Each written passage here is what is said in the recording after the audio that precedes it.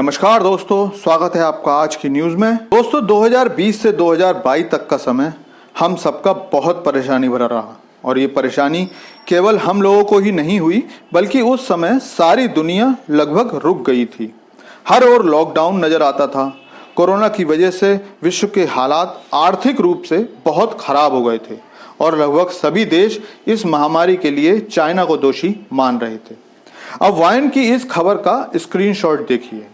इसकी नई वेव की खबर ने फिर से विश्व को सकते में डाल दिया है। इस रिपोर्ट के अनुसार नई वेव जून के अंतिम सप्ताह में अपने पीक पर होगी और उस दौरान लगभग 6.5 करोड़ लोग रोज इस महामारी का शिकार हो सकते हैं। इस खबर ने चीन की सरकार के होश उड़ा दिए हैं। आप जानते ही हो कि कोरोना की शुरुआत चीन से हुई थी और इसकी सबसे ज्यादा त्रासदी भी चीन ने ही झेली थी। इस बीमारी का असर चीन में कुछ महीने पहले तक देखा गया था, जिसके बाद कई विदेशी कंपनी अपनी मैन्युफैक्चरिंग यूनिट को भारत, अमेरिका और वियतनाम जैसे देशों में शिफ्ट कर चुकी हैं।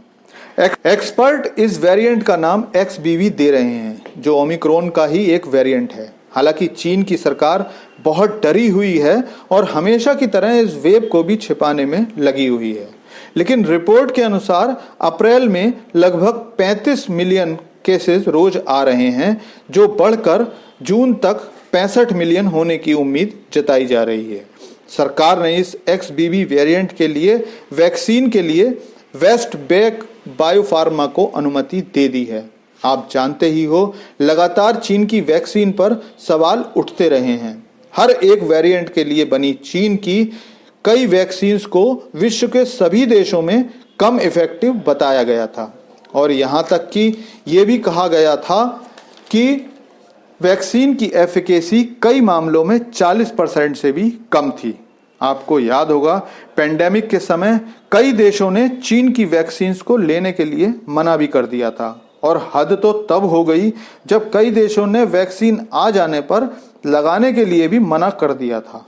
हालांकि पाकिस्तान, श्रीलंका और म्यांमार जैसे देशों ने वैक्सीन की फ्री डोजेस ले ली और लगाई भी, लेकिन वो सब अपने आर्थिक हालातों की वजह से ह्यूमन ट्रायल का स्थान बन के रह गए थे।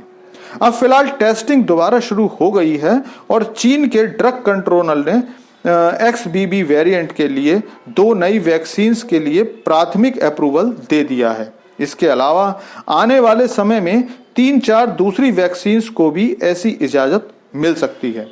पिछली वेव में लगभग 37 मिलियन लोग ओमिक्रॉन वेरिएंट से प्रभावित माने गए थे। हालांकि पूरी दुनिया जानती है कि चीन अपने देश में मरीजों और कोरोना से मरे लोगों की संख्या को कम करके बताता है। इसके साथ ही अभी एक दिन पहले ही WHO चीफ ने फिर से विश्व को आगाह करते हुए चेतावनी दी है कि विश्व कोरोना से भी ज्यादा खतरनाक महामारी के लिए तैयार रहे। हालांकि WHO की गतिविधियां कोरोना के समय बहुत ज्यादा संदिग्ध रहीं और लगभग पूरे विश्व ने WHO की भूमिका की आलोचना की, लेकिन फिलहाल इस नई वेव से WHO भी डरा हुआ है और अगले कुछ महीनों में चीन की स्थिति से आने वाले समय का पता करने की कोशिश कर रहा है।